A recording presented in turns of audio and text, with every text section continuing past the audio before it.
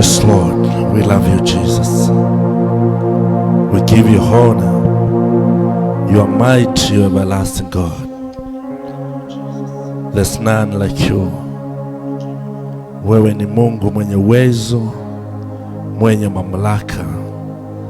Hakuna Mungu mwingine kama wewe. Asante Yesu. Hakuna Mungu kama wewe. Hakuna popote. Hakuna Mungu kama wewe. Hakuna popote. Hakuna mwenye ishara kubwa kama wewe, ewe Mungu. Hakuna mwenye ishara kubwa kama wewe, ewe Mungu. Si kwa majeshi wala silaha, ni kwa Roho Mtakatifu. Si kwa majeshi wala silaha, ni kwa Roho Mtakatifu. Nguvu za giza zimeshindwa kwa jina la Bwana Yesu. Nguvu za giza zimeshindwa kwa jina la Bwana Yesu. Sema tena. Si kwa majeshi wala silaha, ni kwa Roho Mtakatifu. Nguvu za giza zimeshindwa kwa jina la Bwana Yesu. Nguvu za giza zimeshindwa kwa jina la Bwana Yesu. Adhuhuri ya leo, mahali popote ulipo, karibu katika uombezi huu wa adhuhuri. Ikiwa hii ni siku ya kwanza katika wiki hii, wiki ambayo ni wiki takatifu, kwa sababu ni wiki ambayo tunajitayarisha kusherekea mambo makuu yaliyotendeka miaka 2000 iliyopita. Tunao siku ya kusherekea kusulubiwa kwa Yesu na pia kufufuliwa. Na kualika tu adhuhuri ya leo, enda mbele za Bwana, mwambie ni asante ni kwa sababu hata kupa muda huu na wakati huu kwenda pamoja na potembea pamoja katika uombezi huu wa adhuhuri hii, tukiyatazama mambo ambayo yanahitajika tukayafanya ili tukaweza kutimiza kusudi la Mungu. Wacha tuombe tunapofungua mkutano huu katika jina la Yesu. Baba, tunakushukuru ni kwa sababu ya kutupa muda mwingine Hii ni juma lingine ambalo tumeanza lunch hour hii katika mji huu wa Lokchoge, mahali hapa tulipo. Bwana, tunakualika Bwana ukawa pamoja nasi katika siku hizi tunapoendelea kusherekea mambo iliyofanyika miaka 2000 iliyopita katika mioyo yetu. Baba, tunakushukuru anza pamoja nasi, tuelekeze katika kila sehemu yoyote, katika sehemu ya uombezi, katika sehemu ya intercession. Baba, kuwa pamoja nasi, tunajiachilia mkononi mwako wa dhuhuri hii. Walioko njiani wanapoungana pamoja nasi mahali hapa Bwana, Baba ukawa pamoja nasi, ukatufanisha tukawa kitu kimoja. Walioko katika online Baba, nao pia tunapoendelea katika uombezi huu Baba ukawaelekeza katika jina la Yesu. Baba, tunakushukuru na tunakuinua, na ni katika jina la Yesu Kristo tunaomba na kuamini. Nataka tutapata muda wako sasa wa kumshukuru Bwana, kumwabudu Bwana. Mwabudu Bwana kwa sababu yeye anastahili katika kila jambo. Mwambie yeye anastahili, mwambie yeye ni Mungu. Mwabudu kwa sababu hakuna Mungu mwingine kama yeye. Fungua kinywa chako tu, mwambie Bwana, wewe unastahili katika kila jambo. Wewe ni Mungu na uwezo na mamlaka. Kuishi kwangu sio mimi, bali ni mkono wako. Kudumu mpaka kiwango hiki Baba, sio vile nimewajaribu Bwana, bali ni mkono wako. Wewe ni Mungu ambao unastahili kuabudiwa, unastahili kuinuliwa dhuhuri hii, unastahili kupewa sifa katika kila jambo, maana wewe ni Mungu.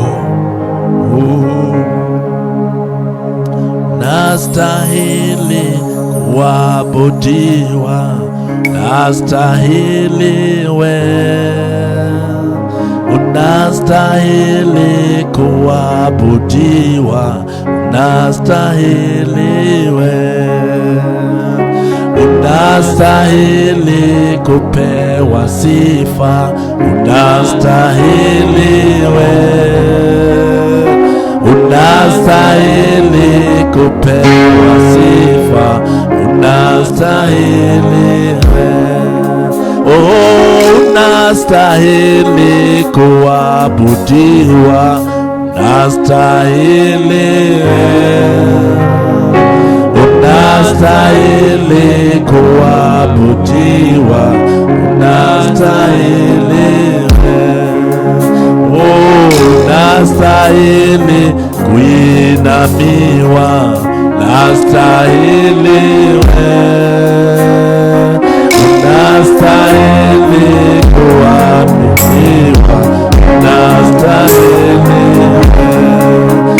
Sema kwa nguvu, unastahili kuabudiwa, unastahili wewe, unastahili kuabudiwa, unastahili wewe, unastahili kuabudiwa, unastahili wewe, unastahili kuabudiwa, unastahili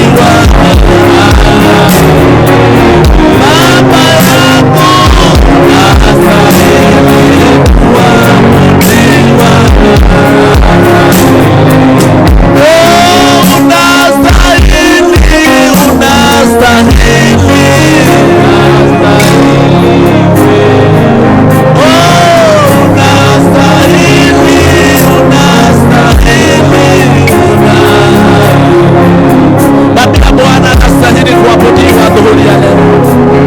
Oh Baba, unastahili kuinuliwa, unastahili kupewa sifa Baba.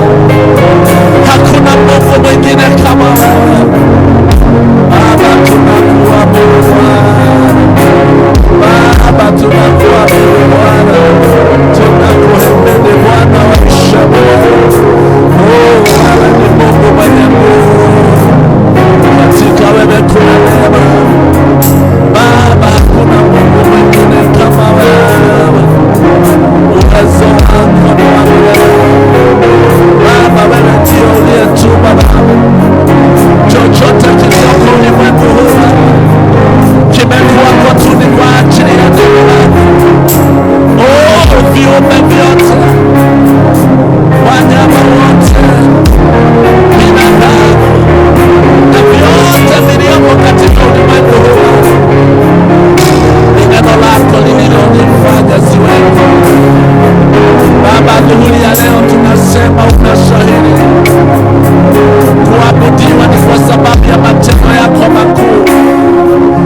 Kuabudiwa ni kwa sababu ya kazi ambayo umeitenda.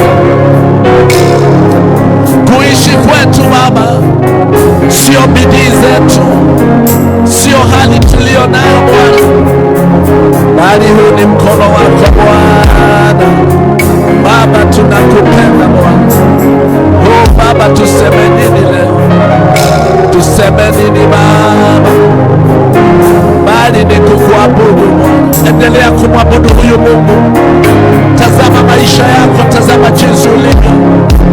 Oh, sio bidii zako, sio mali hiyo ambayo uko nayo, sio kazi hiyo nzuri iliyo nayo, oh, sio hiyo familia ulio nayo, bali ni Mungu mwenye uwezo. Amekulinda, amekuhifadhi, na hiyo ndio maana tunakuja adhuhuri ya leo kumwabudu na kumwinua, maana yeye hafananishwi, hawezi kumfananisha na jambo lolote. Yeye ni Mungu wetu. Oh Baba, Baba, wewe tu ndiye Mungu wetu, wewe tu ndio Mungu na uwezo, wewe tu ndio Mungu na uwezo Baba. Tuseme nini Baba? Tuseme nini Baba? Tuseme nini Baba? Oh, tuseme nini? Tuseme nini? Tuseme nini mbele za Bwana? Bali ni kumtukuza na kumwinua. Mwambie ni asante adhuhuri hii Baba, tunakupenda Bwana.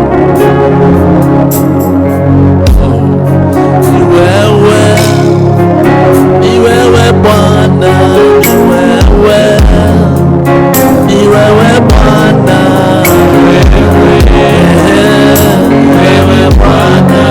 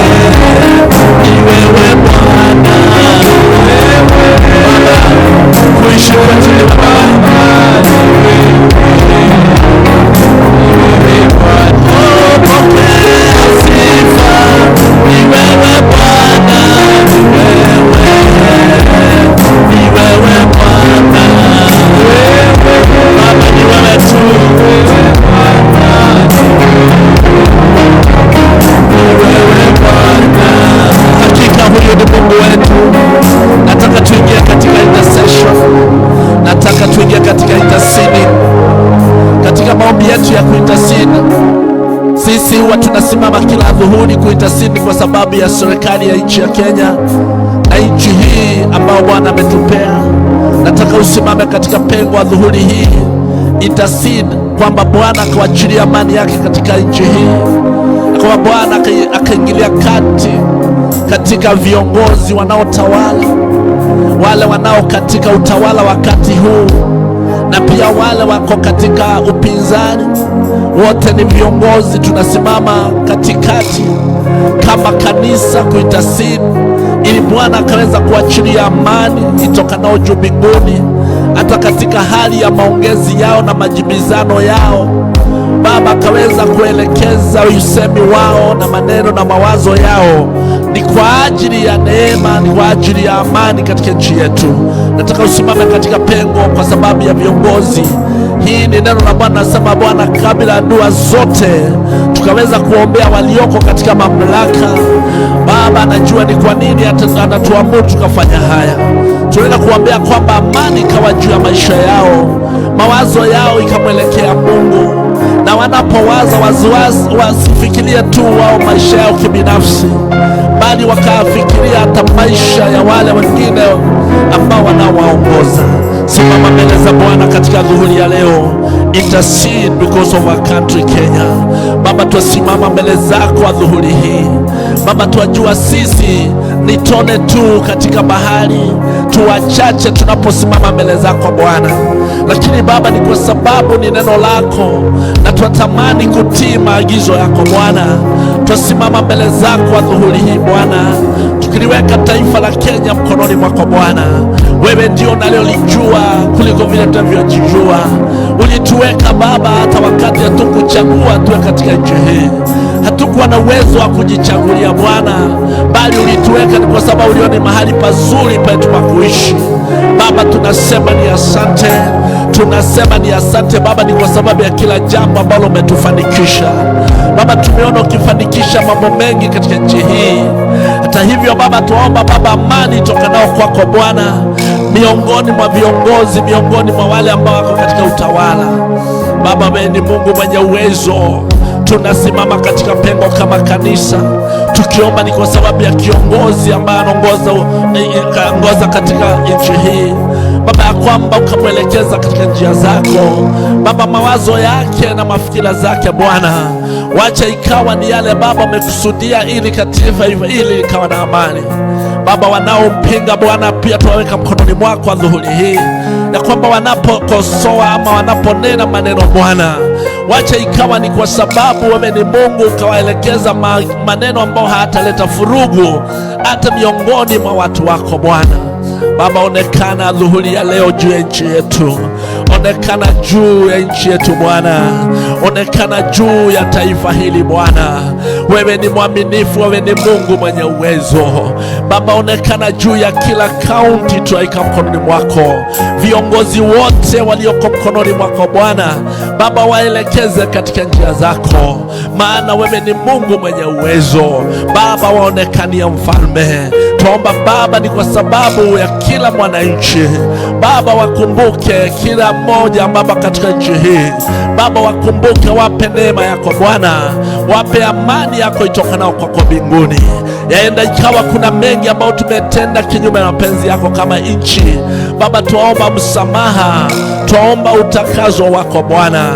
Tuomba Baba moyo yetu ikakutii katika neno lako Bwana, maana una ahadi ambazo umetuahidi Bwana, tutakapokutii kama nchi Bwana, ya kwamba utawachilia hata baraka za ajabu Baba. Dhuhuri ya leo tusimama mbele zako tukiomba na tukitubu ni kwa niaba Bwana katika pengo hii Baba, ya kwamba yote ambayo tumetenda kinyume na mapenzi yako, ikiwa ni viongozi Baba, tusimama katika pengo ya kwamba Bwana ukawasamehea, ili Bwana nchi hii ikarejea katika amani yako, ikasimama katika utukufu wako Baba. Onekana.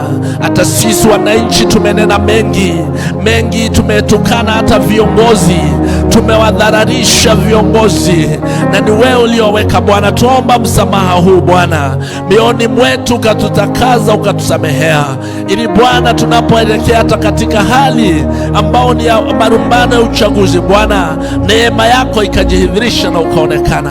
Kama kanisa tusimama katika pengo, kwa sababu wewe ni Mungu wetu. Endelea kuambia Bwana jambo kuhusu nchi hii, mwambia na maneno yako kinywani mwako, katika jina la Yesu. Oh yes Lord, Father we worship you. Nakupea hiyo dakika ili upate nafasi hata wewe ya kunena maneno ambayo inahusu nchi hii, katika jina la Yesu. Oh Baba, nchi hii kwa mkononi mwako Bwana. Yes Lord, we love you Jesus. Oh Baba,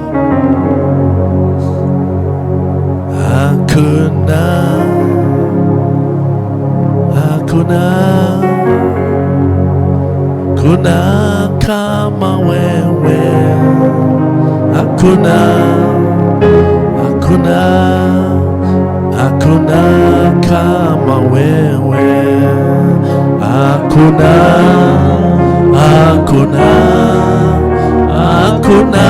kama wewe,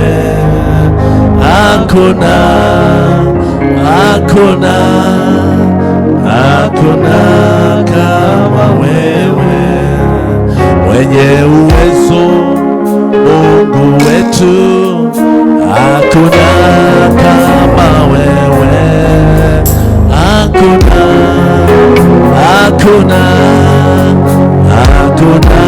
kama wewe,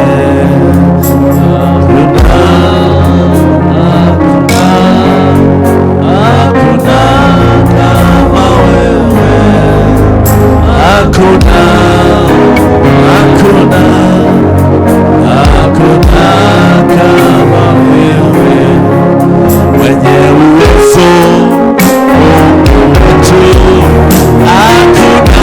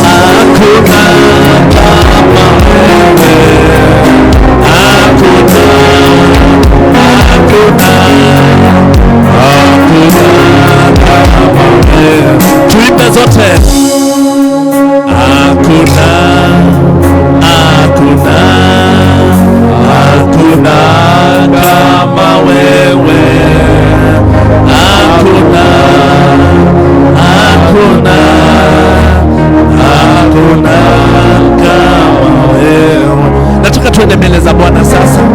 Tumeshasimama katika pengo ni kwa sababu ya serikali. Sasa tunataka tusimame mbele ya Bwana ni kwa sababu ya kanisa. Tuombee kila muumini ya kwamba nyakati hizi za mwisho Bwana akaguza mioyo ya wengi, wakaweza kugutuka hata katika wiki hii tunapoenda kusherekea mambo makuu ambao Bwana ameyafanya, yaani Mungu kumtoa mwana wake wa pekee afe msalabani. Ni kwa sababu ya waumini. Tuambie Bwana akaguza mioyo yetu, akaguza mioyo ya waliomjua, akaguza kanisa nyakati hizi, tukamkumbusha ahadi zake ambazo alituahidi ya kwamba kanisa la mwisho litakuwa na nguvu kuliko kanisa la mwanzo. Akaachilia hizo nguvu zikaenda kuenea katika nyumba yake. Ukasimama mbele za Bwana ni kwa sababu ya watumishi wa Mungu nyakati hizi za mwisho, wakasimama na neno la Mungu. Walimu wakafundisha mafundisho ambayo ni ya kweli na ya haki. Manabii wakatabiri mambo ambayo ni ya kweli na ya haki. Wachungaji wakaweza kuongoza watu katika njia za Bwana. Enda mbele za Bwana, simama katika pengo sasa. Intercede because of the church this lunch hour time. Ambia Bwana jambo kuhusiana na kanisa katika jina la Yesu. Baba, kama kanisa tunasimama mbele zako, tunaomba Bwana, tunapokuja mbele zako Bwana, tunajua ya kwamba Bwana katika hali mingi na mambo mengi, wakati mwingine hatutafuatilia maagizo yako, wakati mwingi tumegeuka na tukakosa kufanya kama jinsi umetuamua. Baba, jambo la kwanza tuatubu kama kanisa. Tuomba Baba ukaturehemu Bwana, ukatusamehea Bwana katika mmoja kila mwingine, ili Bwana tunaposimama na tunapofanya kazi yako Bwana, tukaifanya na ufanisi na njia ambayo ni ya ufasaha katika jina la Yesu. Baba, tunasimama katika pengo ni kwa sababu ya watumishi wako Baba, tuwakabidhi mkononi mwako adhuhuri hii Bwana, uliowaita na ukawapaka mafuta Bwana. Tunaomba ukaendelea kuwatia nguvu, tunaomba ukaendelea kuwatia neema, tunaomba Baba ukaendelea kuwapa nguvu ya kusimama. Wale ambao wamechoka Baba, wape neema Bwana ya kuanzia tena Bwana. Wale ambao wamekata tamaa Bwana, warejeshee tamaa na furaha ya wokovu katika jina la Yesu. Baba, tunawakabidhi mkononi mwako. Tunaomba Bwana ya kwamba ukakumbuka walimu wa neno Baba, ukawapa neema yako Mfalme Baba, ukawafunulia yaliyo mema na yaliyo Baba unayotaka watu wako wakasikia. Tunaomba ni kwa sababu ya wachungaji Bwana, waelekeze na njia zako Bwana Baba, hata na wale ambao ni washirika wote Bwana Baba, tunawakabidhi mkononi mwako ya kwamba Bwana utaendelea kusimama nao katika jina la Yesu. Tunaomba ni kwa sababu ya kila kipawa ambacho umeachilia katika nyumba yako, ni kwa ajili Baba ya kuenesha Injili. Tunazinua vipawa vyote adhuhuri ya leo Baba, zikaweza kufanya kazi ambayo Baba umezikusudia. Waimbaji Baba, ukawapa neema Mfalme, wakaimba tu ili sio tu waonekane, lakini Baba wakaleta wengi katika utukufu wako Baba. Ni asante kwa sababu unaenda kutenda hayo. Tunaweka wazee mkononi mwako Bwana Baba, wape neema dhuhuri ya leo Bwana, waguze na mkono wako Jehova, wape neema ya kukungoja na kufanya mapenzi yako. Tunawakabidhi mkono wa mama Baba, tuwaweka mkononi mwako. Tazama kunyenyekea kwao, tazama kujitoa kwao, ili kuwa katika nyumbani mwako Bwana. Idadi yao Baba ni ajabu katika hata nyumba yako Baba. Wanaomba kwa sababu yao ya kwamba Bwana ukaendelea kuwainua, wape neema Baba, wape neema katika jina la Yesu. Wajaze na utukufu wako, wacha neema yako ikawa juu yao Baba, wanapokungoja Jehova. Sikiza maombi yao Bwana katika jina la Yesu. Tunasimama katika pengo sasa Baba, ni kwa sababu ya wajane, ni kwa sababu ya yatima Baba, tunasimama katika pengo Jehova. Wewe tu ndio mweza wa yote, wewe tu ndio unaweza kuwainua Baba, wewe ndio unaweza kuwaongoza. Tunaweka mkononi mwako Bwana. We intercede before you Lord, because of the widows, because of the orphans, oh God. Remember them this afternoon, oh Jehovah. Even remember those who are in prison, oh Jehovah. Father, remember them, oh Jehovah. Some of them are not guilty, but some are guilty, oh Jehovah. Father, forgive them, oh Jehovah Lord. Remember them in the prison. prison, o Jehova. Baba, katika jela zetu wakumbuke walioko ndani kule Baba, ukaweza kuwaongoza Baba. Wengi wamekiri makosa yao, wengine Baba hawana hatia Bwana, lakini Bwana wako mahali miongoni mwao Baba. Ninaomba ukawakumbuka adhuhuri ya leo. Wakati mwingi huwa tunawasahau, lakini leo Baba tunawakumbuka. Wapiganie Jehova, na watakapokuwa wakitoka mahali hapo wataleta ushuhuda ya kwamba wewe ni Mungu ambaye unaokoa. Tunawakabidhi mkononi mwako Baba, wapiganie, waonekanie Jehova. Walio wagonjwa adhuhuri ya leo Bwana, walioko katika mahospitali ya adhuhuri hii Baba, tunaomba ni kwa sababu yao Baba, ukawaguza Mfalme. Tunasimama katika pengo, ni kwa sababu ya uchungu ambao wanaopitia, ya kwamba Bwana utawapa neema katika jina la Yesu. Baba, waongoze Jehova, wape nafuu Jehova, waguze na mkono wako. Kuna wale Baba wanaokungoja ni kwa sababu ya kazi Bwana, hata nao adhuhuri ya leo Bwana, mahali walipo Jehova Baba, ukawaguza na mkono wako, ukawapa haja ya moyo wao Jehova, katika jina la Yesu. Tunakumbuka wale ambao wako katika hali ngumu wakati huu, wengine hawajui waenda wapi Bwana, lakini tuwasimama katika pengo, ni kwa sababu yao Bwana. Waonekanie wewe ni Mungu mwenye huruma, waonekanie wewe ni Mungu mwenye uwezo. Wape neema Mfalme, katika jina la Yesu. Endelea kuomba, ni kwa sababu pengine ya majirani wako labda hawajamjua Mungu. Omba ni kwa sababu yao Bwana akawaguza, wakajua utamu wa neno la Mungu, wakajua kusudi la Mungu kutoa mwana wake wa pekee afe msalabani. Waombee. Biblia inasema kwamba tukaombea hata maadui zetu wanaotuchukia, wanaotunea wivu, tunawakabidhi mkononi mwako, ya kwamba Bwana utawapa neema, watajua na watakuelewa jinsi wewe ulivyo Mungu. Tunawaombea wote adhuhuri ya leo katika jina la Yesu. Tunapoenda kumalizia uombezi huu ili tusikize neno kwa ufupi, nataka uombe kwa sababu ya nchi ambazo ziko majirani zetu. Omba ni kwa sababu ya nchi hizo, ya kwamba Bwana pia amewaweka kwa sababu anakusudi. Omba amani katika nchi hizo. Anzia nchi ya Tanzania, ambia Bwana akaonekana. Enda katika nchi ya Uganda, omba ni kwa sababu ya amani katika nchi hiyo. Labda sisi hatuwajui na labda wao hawatujui, lakini simama katika pengo wa dhuhuri hii, ni kwa sababu inapendeza Mungu kuombea wengine, inapendeza Mungu kusifikiria wengine vizuri, inapendeza Mungu kuwakumbuka hata wale ambao hawezi kumbukwa. Inapendeza Mungu tunaposimama mbele zake na kumjulisha mambo haya katika jina la Yesu. Vuka nchi ya Sudana, ametuzunguka katika mpaka wa upande huu Baba, akawaguza na akaonekania. Nchi ya Ethiopia, Somalia Baba, akaonekana. Rwanda, Burundi, wote wakaonekaniwa na wewe Bwana, katika jina la Yesu. Baba, ni asante, ni kwa sababu wewe ni mwaminifu. Oh yes Lord, asante Yesu. Oh hallelujah. Oh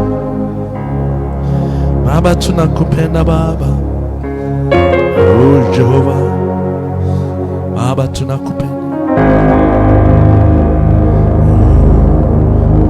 Jehova Jireh, Mungu wa Israeli, hakuna Mungu kama wewe. Jehova Jireh, Jehova Jireh, Mungu wa Israeli, hakuna Mungu kama wewe. Tunakuabudu, tunakuabudu, Mungu wa Israeli, hakuna Mungu kama wewe. Jehova Jireh, Jehova Jireh, Mungu wa Israeli, hakuna Mungu kama wewe. katika jina la Yesu Kristo, asante ni kwa sababu ya kutupa muda mzuri wa kukuabudu na hata kukusifu. Baba, tunaenda kuketi chini tukisikiza neno lako kwa ufupi. Baba, kuwa pamoja nasi kwa dakika ambazo zimesalia. Katika jina la Yesu Kristo tunaomba na kuamini. Amen. Piga Bwana makofi. Asante sana. Ninataka tuweze kuona neno kwa ufupi. Kumbukeni tulisema jana kwamba wiki hii ni wiki ambayo ni wiki takatifu kwetu sisi ambao tunaomwamini Mungu.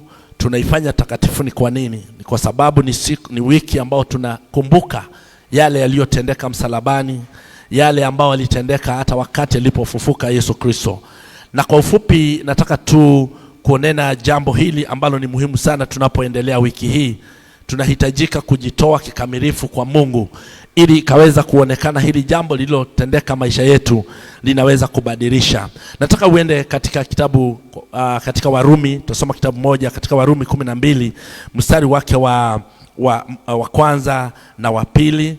Tutaangalia neno hapo kwa ufupi ili tuweze tunapoenda kukamilisha uombezi huu tukaweza kuambia mambo mawili Mungu, mambo mawili matatu, kwa sababu yeye ni mwaminifu. Na katika hilo neno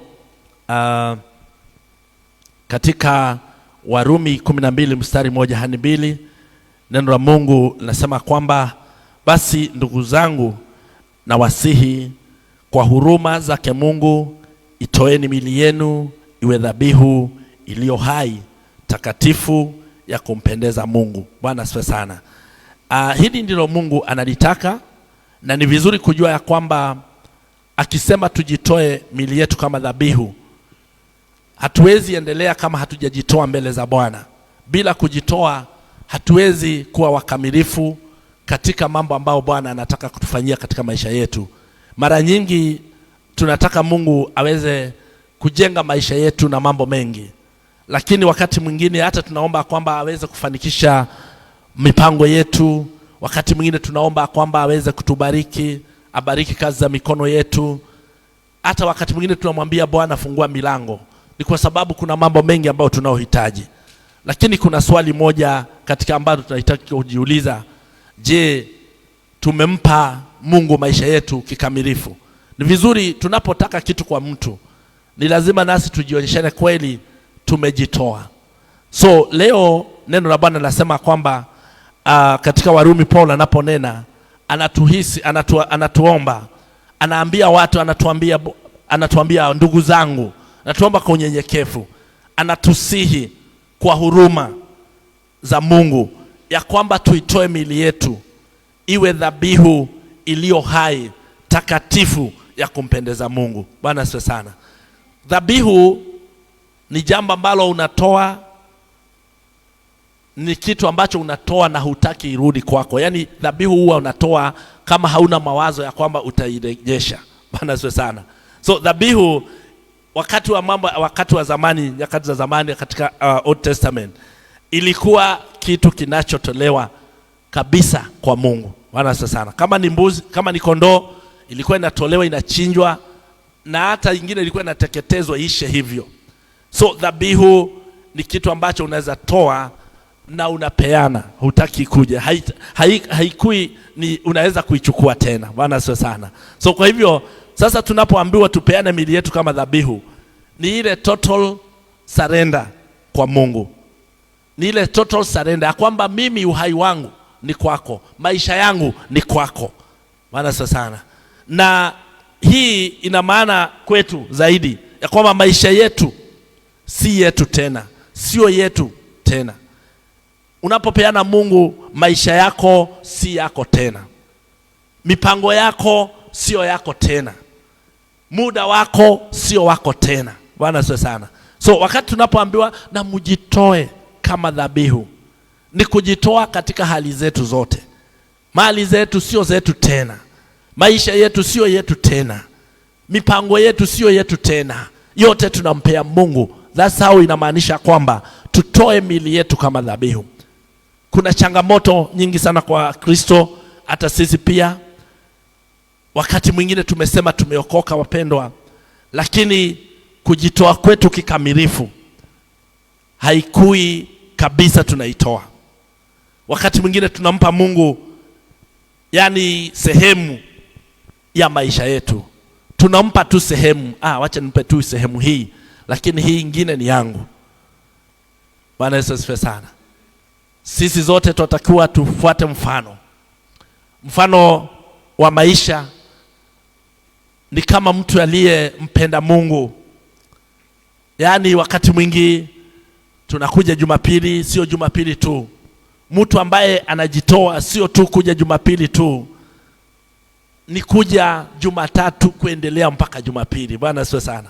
Na ndio moja hii ambao tumekuja hapa lunch hour, kupeana maisha yetu kwake. Watu wengine wanaweza choka waseme, si jana tulishinda kanisa. Hii kanisa kila kwa kanisa. Bwana asifiwe sana. Sio kwa sababu ya jambo lingine, ni kwa sababu tuna uamuzi tumeamua katika maisha yetu kujipeana muda wetu, kuupeana kwa Mungu. Mungu wetu ni mwaminifu, ni kwa sababu hatunyimi wakati. Si tumeshinda tukifanya kazi yetu, ametupea hiyo muda wote, hatukatazi, lakini anataka tutenge hata muda wake. Hiyo ni mojawapo ya kujinyima na kujitoa. Kwa hivyo tunapongojea Mungu na tunapoendelea, ni vizuri kujua tunapoendelea pamoja na Mungu, ni vizuri. Mungu hataki tu sehemu, anataka maisha yetu yote. Bwana asifiwe sana. Ni nani yako tayari kupeana maisha yake yote? Ni nani yako tayari kupeana mawazo yake yote? Ili ni jambo tukilisema hivi, wewe waweza kuliona likiwa ngumu sana. Utasema basi napeana maisha yangu yote kwa Mungu, alafu mimi nami napeana vitu zangu zote kwa Mungu, nami ama masaa yangu yote kwa Mungu na mimi naje. Bwana asifiwe sana. Mungu anataka tujipeane kwake. Biblia inasema wala msijifuatishe namna ya dunia hii. Wakati mwingi tunafundishwa, tunaambiwa kwamba tusijifanye. Paulo alikuwa akiongea mambo hayo katika sehemu ya pili katika ujumbe huo. Anasema wala msifuatishe namna ya dunia hii. Unajua dunia hii ina mifano mingi. Dunia hii ukionekana wewe saa yote huko kanisani, wanasema huyu sasa anafungua kazi saa ngapi. Dunia hii ukionekana wewe unaomba sana, au naye anafanya kazi yake saa ngapi. Bwana asifiwe sana. Mifano ya dunia hii inaangalia mambo ya kawaida. Ukijitolea sana katika Mungu, wanasema huyo naye na kuokoka kwake alijitolea sana. Lakini sisi katika maisha yetu, Bwana anatuamuru kwamba mjitoe nafsi zenyu, mili zenyu, mjitoe kila kitu. Na sio ngumu. Watu wengine waweza waona kama ni ngumu. Kama saa hizi ni dakika kama 60 tu ambazo tuko mahali hapa, tutarudi tuwe na masaa ingine 12 tukifanya kazi zetu. Bwana asifiwe sana. So kwa hivyo tujifananishe na dunia. Dunia wakati mwingi hata tunapofanya mambo, watu hutaka kusema watu watasemaje. Sasa watu watasemaje ni watu wa kupiga kelele, watasemaje? Sisi tunajitoa kwa sababu tumeamuliwa. Wiki hii tunapojitoa ni kwa sababu ya kujua hatujitoi tu bure, hatujitoi tu hivi. Sisi tunajitoa kwa sababu tunajua yule ambaye tunajipeana kwake. Bwana asifiwe sana. Ukijiangalia mambo ambayo anakutendea, mawazo, maisha yako ambayo amekupea, hata kujitoa kwake unajitoa. Unasema I give myself to you, I give myself to you. Bwana asifiwe sana. Kuna mtu alitoa mfano moja siku moja, napoenda kumalizia, akaongea juu ya wanyama. Kaongea juu ya kuku, kaongea juu ya ng'ombe, na kaongea juu ya nguruwe. Bwana asifiwe sana. So na alipokuwa kinena hiyo, alipeana mfano huo. So wakati mwingi ng'ombe huwa inatoa sehemu ya uhai yake kwa kupeana maziwa, si ndio? Si inapeana maziwa na watu wanakunywa na bado ng'ombe iko hai. Kuku nayo nataka mayai. Si nataka mayai na watu wanaisherekea na bado iko hai. Lakini nguruwe lazima aende mzima. Bwana asifiwe sana. Hana kitu huwa anatoa kingine. Anatoa tu hao nguruwe zingine. Ama anatoa maziwa kweli? Hawezi tolewa sausage kama hajakufa. Hata vile tunapenda sausage, hawezi tolewa sausage kama hajafanya nini? Hajakufa. Lazima akufe ndio sausage ifanye nini? Ipatikane. Lakini kuku inaweza wekwa mtu akule mayai. So kwa hivyo sisi sitaki kukuita nguruwe, lakini nataka tujitoe kama nini? Kama nguruwe. Bwana asifiwe sana. Yaani Bwana anataka tujitoe wazima ili aweze kutumia kwa sababu ya utukufu wake. Bwana asifiwe sana. Mfano huo umeenda vizuri na wewe? Kama ningeongea mahali pengine wangesema na huyu anataja nguruwe. Nimetoa mfano. Bwana asifiwe. Lakini Mungu anasema usifuate mfumo wa dunia hii, kwa sababu hauwezi kwenda pamoja na Mungu, hauwezi kutumika vizuri. Ukilinganisha na dunia hii huwezi waenda vizuri.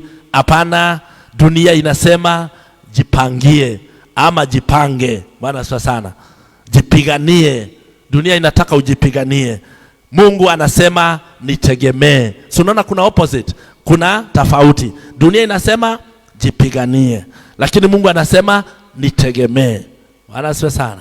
Wakati mwingine dunia inasema fanya utakavyo, lakini Mungu anasema fuata mapenzi yangu. So unaona kuna difference. So hiyo ndio inamaanisha kwamba sisi hatutaenda kama dunia. Dunia inataka tujipiganie, inataka tung'eng'ane, inataka tufanye mambo ambayo inaonekana na wanadamu, lakini Mungu anasema pana, nitegemeeni. Wakati mwingine anasema, dunia inasema you can do whatever you want. In this world uko free to do anything that you want to do. Unaweza ua, unaweza lewa, unaweza fanya mambo yote ambayo inafanyika dunia hii. Hakuna mtu atakuuliza. Lakini Mungu anasema fuata mapenzi yangu. Bwana asifiwe sana. So kwa hivyo changamoto kwetu wengi wetu ni jinsi tutakavyojitoa kwa Mungu. Wengi wanajaribu kumtumikia Mungu nusu, lakini yahitajika tumtumikie. Unajua unapo hata fanya kazi ya mikono yako huko, unapoenda nje bado uko katika utumishi. Bwana asifiwe sana. Bado unatumika. Fanya hiyo na moyo mzuri. Fanya na moyo wa kumpenda Mungu. So hiyo ndio kutumika. Lakini wakati mwingine tunataka kutumikia Mungu, lakini bado tunataka mfumo wa dunia hii. Wiki hii tukumbuke yale Mungu aliyofanya msalaba, Yesu aliyofanya msalabani. Tujitoe, tufanye kama mapenzi yake. Nataka tusimame, tumebakisha dakika 2. Uende mbele za Bwana umwambie Bwana, nisaidie kujitoa. Ninajua kuna changamoto juu ya maisha yangu, lakini Baba ninaomba uniwezeshe kujitoa kama vile neno lako linavyosema. Enda mbele za Bwana dakika 1 tunapoenda kumalizia. Oh haleluya. Oh, sijui utamwambia Mungu nini. Wewe unajua vizuri. Mwambie Bwana, siwezi bila wewe. Siwezi kujitoa hivyo bila wewe. Na kuhitaji zaidi. Fanya mabadiliko juu ya maisha yangu, kutoka mafikira zangu za kidunia ili nikufikiria wewe kama Mungu, kutoka hali yangu ya hofu ili nienende na imani katika wewe, kutoka katika tamaa zote zangu za maisha yangu ili niende katika utakatifu wako. Ambia Bwana, nisaidie Bwana. Oh Baba, oh Baba. Kumbuka, kujitoa ni dhabihu kamili.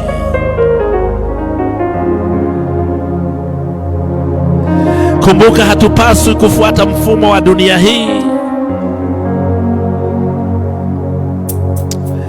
Tunapaswa kubadilisha nia zetu. Na huo ndio msingi ambao tunataka kutembea wiki hii ya Pasaka, na kwamba Bwana akaweza kutuwezesha. Bwana Yesu, leo najitoa kwako kikamilifu. Maisha yangu sio yangu tena. Tawala ndani ya moyo wangu. Tawala ndani yangu Baba. Mwambia Yesu, hakikishia yeye kwanza unajitoa. Mpe muda wako, mpe wakati wako. Bwana, saidia nisifuate dunia hii, bali nifuate mapenzi yako Bwana. Oh Baba, nifanye upya mawazo yangu ili niweze kuishi kulingana na mapenzi yako.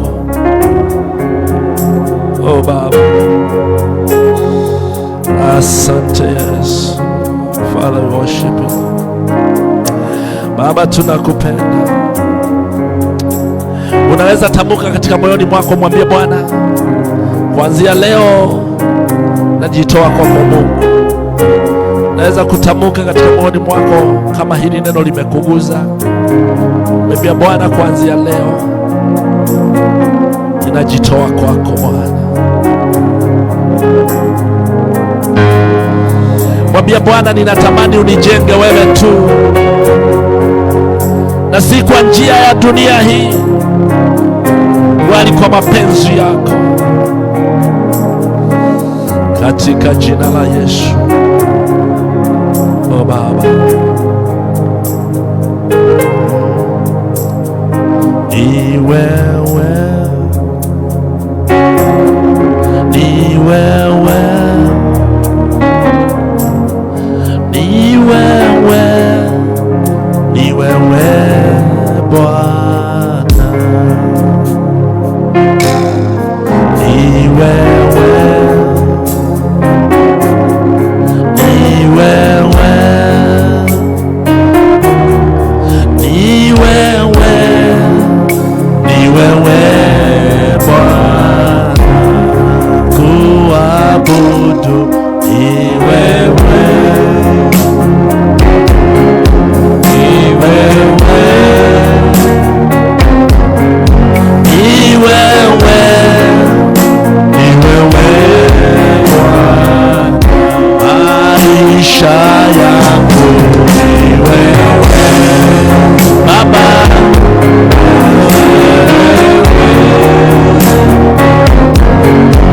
ni wewe,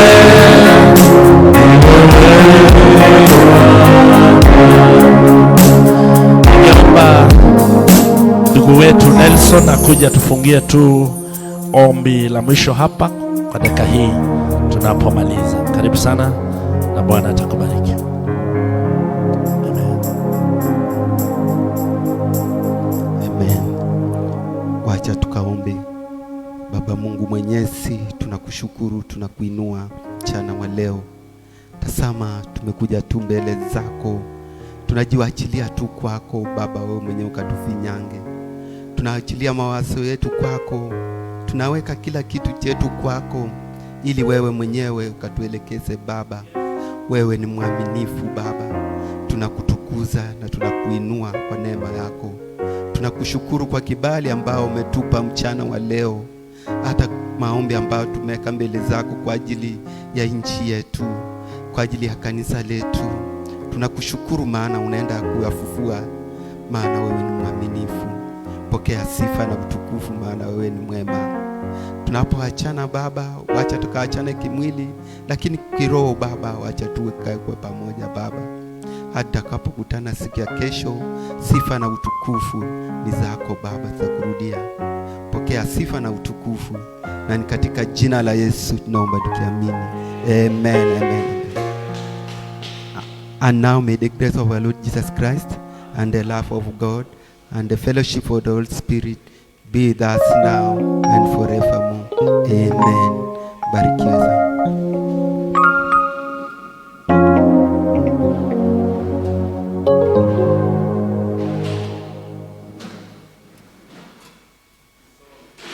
Kesho tukutane. Wiki hii tutakuwa hapa Friday, tutakuwa na kesha, na Bwana atawabariki.